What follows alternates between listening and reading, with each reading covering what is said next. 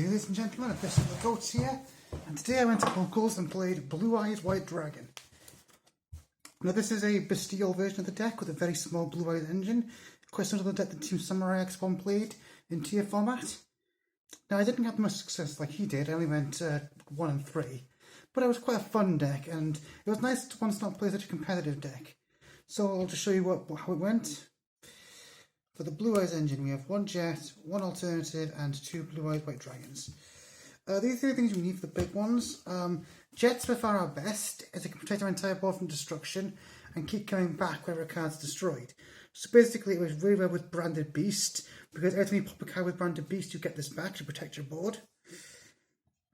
Alternative was the weakest of the cards in this deck today, because it's not that easy to get both this and Blue Eyes into your hand, so it can often be dead.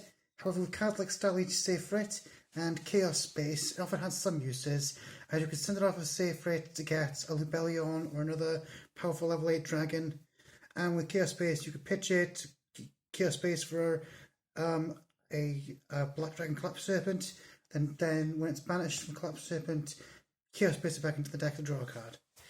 And the double Blue Eyes, 2 is definitely enough in this deck, because again these are kind of bricky, but you can send off a Safe Rate, Chaos Space like I said. Also there's so many ways you can summon these from the deck with things like Dictator of D and Sage's Eyes of Blue. So there it is, that's the main Blue Eyes engine. Next on to the Eyes of Blue cards. 3 copies of Sage's Eyes of Blue. This obviously is our best tuner. On summon, you can add another level 1 tuner to your hand, so you can get one of the stones, or if you already have your board set up, you can get an extra piece of disruption with Effect Veiler. And if you have to summon, and if you don't want to summon this card, you can send it and an effect monster on field to grave to summon a Blue Eyes, which can be helpful setting up rank 8 plays or pushing through damage if need be. Also, it can be good for triggering the stones if they're your normal summon. Next up, we have 3 copies of Dictator of D, which is like the Magician's Souls for Blue Eyes. You can send a Blue Eyes from deck to grave to summon this card, and then you can send a card that lists Blue Eyes in the name, or is a Blue Eyes to the grave, and then you can summon a Blue Eyes from your graveyard. This lets you dump a stone to get a Blue Eyes back. It thins out your deck. It gives you 2 material for an IP. This card is really good. For the tuners, we have 2 White Stone of Ancients and 1 Legends. Legends is by far the weakest of the bunch because it only considers the regular vanilla Blue Eyes. But 1 is still decent as a normal summon, which you can send obviously then pop with the Sage. These are a lot better because when they're in the graveyard at the end of the turn, you can summon a Blue Eyes card from your deck. Note, not a Blue Eyes White Dragon. No, a Blue Eyes card. Like say for example, Jet. Also, you can banish these to recycle Blue Eyes cards, which is also good in the grind. That's it for the Blue Eyes engine. Let's look on to the Bystial engine. 3 Lubellion. I borrowed 1 from my friend at Locals.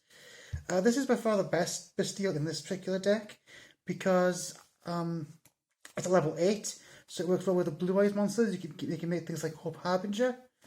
Also, because it's a level 8, you can use Starry Safe Rate and a Blue Eyes to get it from the deck, giving you essentially 3 extra copies of it.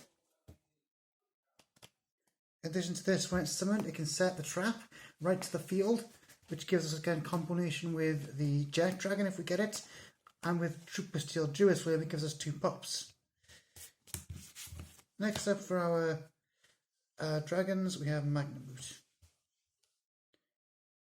Magnum Boot is probably the second best in this deck after Lubellion. When it's on summon, it can search a dragon at your end phase to your hand.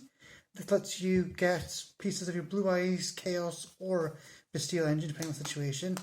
Like you can get a Jewess Worm for pops, you can get a Starry Safe Rate for follow-up next turn, you can get a stone for more switching with your Blue Eyes. This card is so versatile.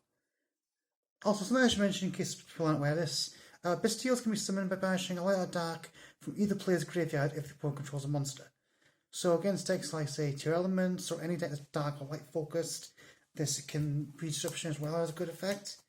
It came up a decent amount today because I played against Live Twins and Galaxies, but oftentimes I ended up banishing my own cards to summon it. Next up, probably the best Bystial with the trap, Bystial Druid Worm. Again, it can take cards from the graveyards, and upon destruction, it can pop a card on the field. So essentially what we're doing with this card is we're combining it with our trap card, which pops a dragon to pop a card. And we pop this, destroy a card, then use its effect, destroy another card, making this a 2-for-1 with Magnamut. And finally, double Bystial Baldrake and one Saturnier. These are mostly just names. In fact,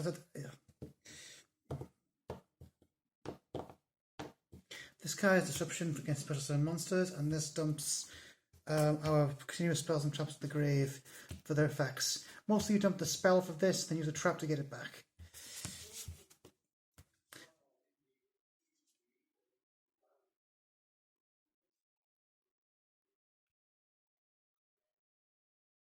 Next we have one Branded Beast and one Branded Regained. So these are our continuous cards that we search off of Libellion, usually this one. This card, if a dragon's in the field, so if a Bystial's in the field, you can send one of them to the graveyard and pop a card in the field. So what you're doing with this, like I said, usually is you're sending Druid Swim off of it, popping a card, then using Druid Swim to pop another card. This is probably our best form of disruption in the deck, and the fact that it's so easily to search is really great. Branded Regained, this card allows us to, when a card is banished, to either player's turn, you can put that card on the bottom of the owner's deck and draw a card. So again, this works well with the Bystials, as you can either put your own cards back in the deck to recycle them, or put your opponent's graveyard effects back into the deck to prevent them from getting their effects off. Next up we have our Chaos Engine. Triple style each save for it, 1 white, 1 black, and 1 Chaos Dragon Legionnaire. If you can afford it, you should also play the CED Pendulum monster. I just couldn't. Because of that, I upped the number of style each save for it in this build from 1 to 3. And honestly, I do not regret it one bit. This is by far the best normal summon in this deck. On summon, you can send a dragon or dragons from your hand or deck to the graveyard. Sorry, from your hand to the graveyard. And then upon being sent to the graveyard, you can then add a dragon whose level equals the number of levels you sent to your hand. This means you can cycle your dead Blue Eyes into this, or into Bystial Libellion. You can cycle through your Bystials on the ones you need. Like say you open a Saturnier, you can pitch it off of this, get a Magnamut or Druid Worm. And you can also, if you could draw multiple of these, you can cycle through these to get White and Black Dragon, because they're both level 4s. White and Black Dragon, they each summon themselves by banishing the other type from the graveyard, and upon being sent to the graveyard, they search the other one.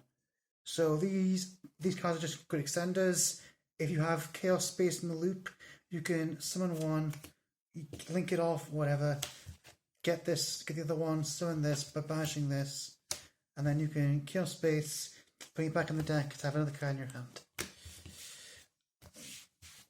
Finally, we have the non-engine monster, Double Effect Veiler. I played 2 because I had space in the deck, but you could really just play 1 of this because Sage Eyes of Blue can search any light tuner with 1 star. So if you've made your board, you can use it to get this for an extra piece of disruption. Also, being a tuner means it gives you more access to the Blue Eyes synchro monsters, which are pretty good. And finally, for these spells not covered, 3 Melody Awakening Dragon. This card allows us to discard 1 card and search a monster with Blue Eyes attack or more and Blue Eyes defense or less. So 3000 attack or more and 25 defense or less. Now this obviously can get you Blue Eyes. It can get you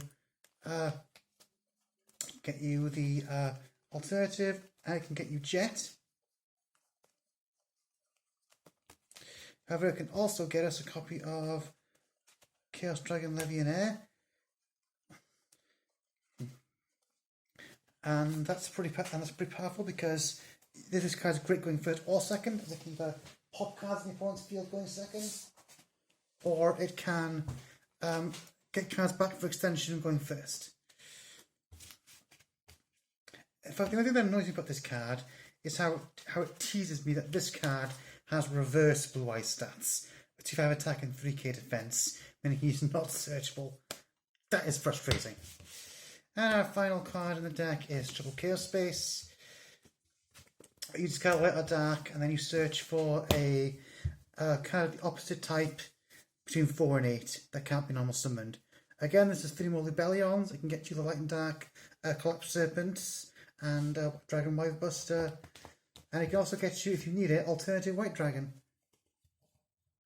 Also, when this card in the grid, you can bash it and return a non-normal summonable monster from Banished to the deck and draw a card. Meaning that cards like Collapsed Serpent, White Dragon, Blue Eyes Alternative can now become card draw in addition to their other utility. And that's the main deck. Let's go into the extra now for our Synchro package. 1 Blue Eyes Spirit Dragon and 1 Azure Eyes Dragon. So Blue Eyes Spirit Dragon is the most targeted assault on a format ever made. Because its effects read Shut Down Pendulums, Shut Down Burning Abyss, which were the 2 meta decks at the time. Because it stops summon of 2 or more monsters simultaneously and stops graveyard effects. This means it's good against things like 2 Elements, against the BA deck at my locals, against Pendulum decks which show up occasionally. In addition to this, during either player's turn you can tag it out into any light Synchro Dragon. Like Azure Eyes, for example, which not only gives our dragons protection a turn, but lets us keep recycling them from our graveyard. Another target I played in this deck is 1 copy of Black Rose Moonlight Dragon, which upon summon allows us to bounce a monster to the owner's hand. And it also does this when a level 5 or higher is summoned, meaning it's a decent good choice against Kashtira, against Branded. Again, I didn't go into this a lot today, but when I did, it actually helped me clear the board quite a lot. And our final synchro is Vermilion Dragon Mech. This card lets us banish tuners from our hand, field and graveyard and pop monsters on the field once per turn. And as you see, we play a lot of tuners in this deck because they're both great, because not only do they have to make our synchros in this deck, but they're also really good utility monsters. So this card is a no-brainer. Next up in our XCs, 1 Zombie Vampire. What this card allows us to do is, upon summon, each player mills 4, and then we can summon a monster from either player's graveyard.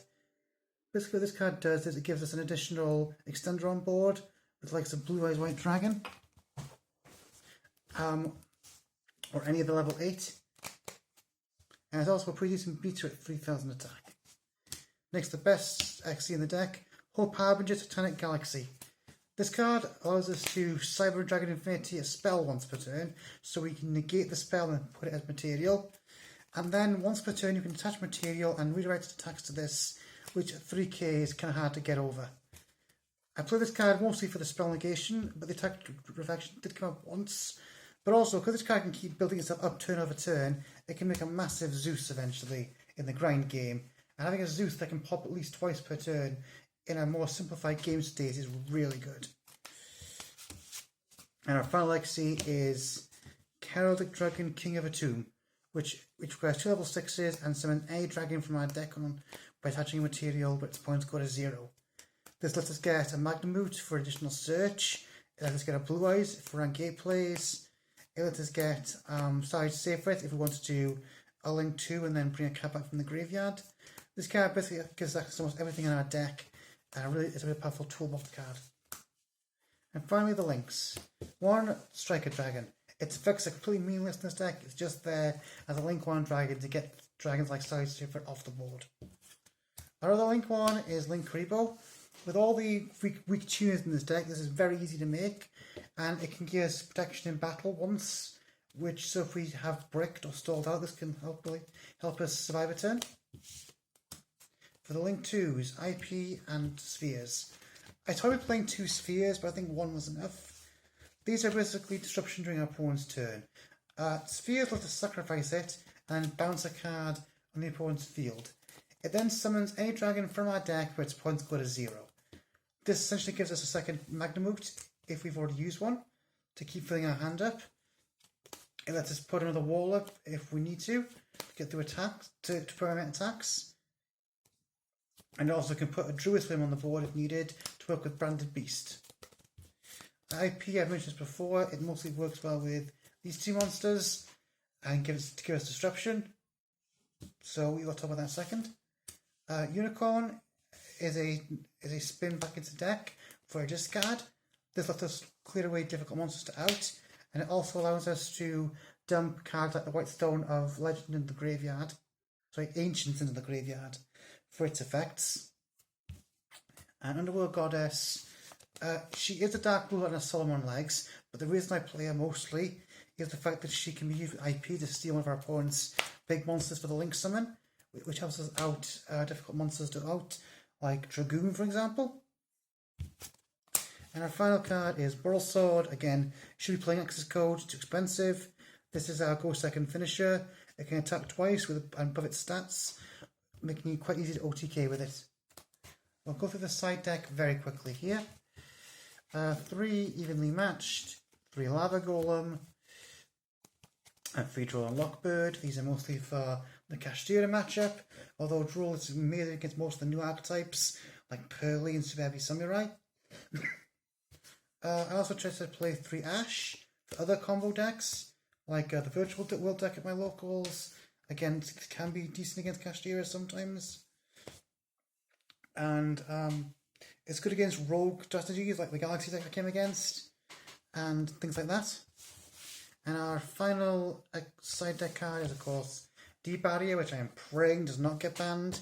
This obviously is a pretty good I-win button against XCs and synchro-based decks, like Sword Soul, Burning Abyss, Kashtira to an extent if you go first, and all kinds of decks like that.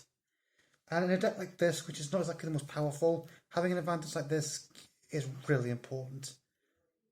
One of the games I did actually win today was because of this, because it slowed down the opponent enough to where I could establish my board even with a kind of dodgy Blue Eyes filled hand. So there we have it, the Blue Eyes White Dragon Bystial deck. Not my best deck, and I admit, and I probably won't play it again unless we're playing a more low-powered event. But I did have a lot of fun playing it. Thank you guys for watching. The next scripted video should be in a couple of days, and I'll see you guys soon.